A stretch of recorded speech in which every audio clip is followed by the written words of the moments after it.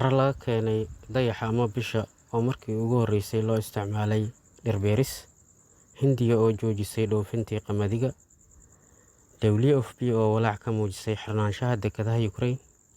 Shirkadda Siemens oo shaqadii ay ka waday Ukraine joojisay. Ku soo dhawaada warkii oo faahfaahsan.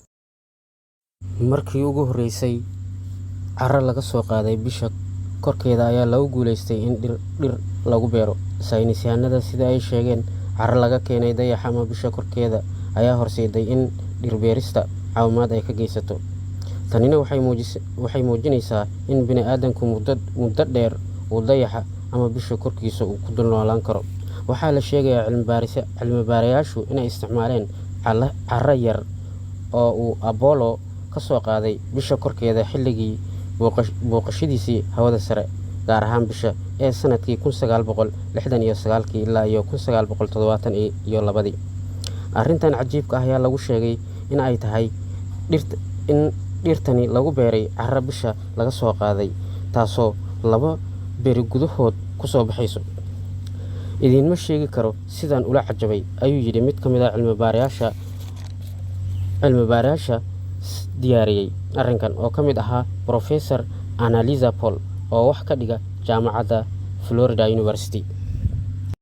Hindiya oo mamnuucday inay dibadda u dhoofiso qamadiga. Hindiya oo mamnuucday sida ugu dhaqsiyaha badan dhoofintii qamadiga ay dibadda u dhoofin jirtay, iyadoo u sababaysay halis ka dhalin karta damaanad qaadka cuntadeeda, gaar ahaan dagaalka ka socda Ukraine.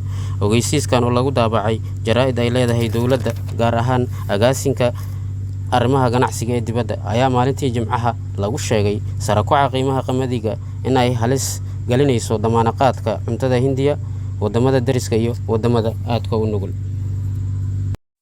Dekedihii ku yaalay badda madow darteed oo la xiro waxay horseedi kartaa kumanaan qof oo milyuun inay dhintaan. Waxaa sidaas yidhi agaasimaha guud ee barnaamijka Hay'adda Cunnada Adduunka. Agaasimaha guud ee barnaamijka Cunnada Adduunka, Mr. David Beasley, ayaa walaac ka muujiyay xirnaanshaha la xiray dekedihii badda madow ku yaalay, taasoo sababi karto dhowr milyan oo qof dhimashadood caalamka oo dhan. Waa sida uu hadalka u dhigay. Mas'uulkan ayaa sheegay inuu codsi u diray madaxweynaha Ruushka, iyadoo uu tixgelin la siinayo bulshada caalamka oo dhan in la furo dekedaha ku yaala badda madow ee dalka Ukraine. Sidoo kale, mas'uulka ayaa sheegay haddii weerarada toddobaadkan ay la kulmayso dekedda Odessa haddii aan la joojinin, sidoo kale 60 cisho gudahood haddii aysan shaqo bilaabin dekedahan, dhaqaalaha Ukraine ee ku dhisan wax soo saarka beeraha wuxuu la kulmi doonaa burbur dhaqaale oo xooggan. Dhinaca kale, haddii ay noqoto badda madow, faa'iido istiraatijiyadeed oo ballaaran ay leeyihiin, waana taa sababta Ruushka uu u rabo inuu la wareego oo uu dadaal dheeri ah ugu bixinayo. Waqtigan la joogo, raashinkii loo qaadi lahaa Afrika iyo wadamada bariga dhexe ayaa yaallo dekedan, taasoo la awoodi waayay in la soo raro.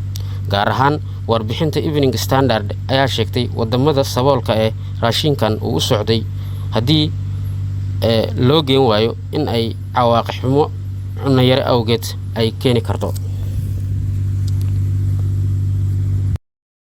Shirkadda weyn ee Siemens ayaa joojisay shaqadii ay ka waday dalka Ruushka.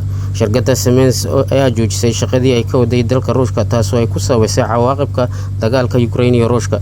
Shirkaddan oo ah shirkad ganacsi ayaa laga leeyahay dalka Jarmalka, waxay dalka Ruushka ka shaqaynaysay muddo 170 sano. Haddaba shirkaddan ayaa lumisay 600 milyan oo euro intii Midowga Yurub uu cunaqabataynta Ruushka ku soo rogay.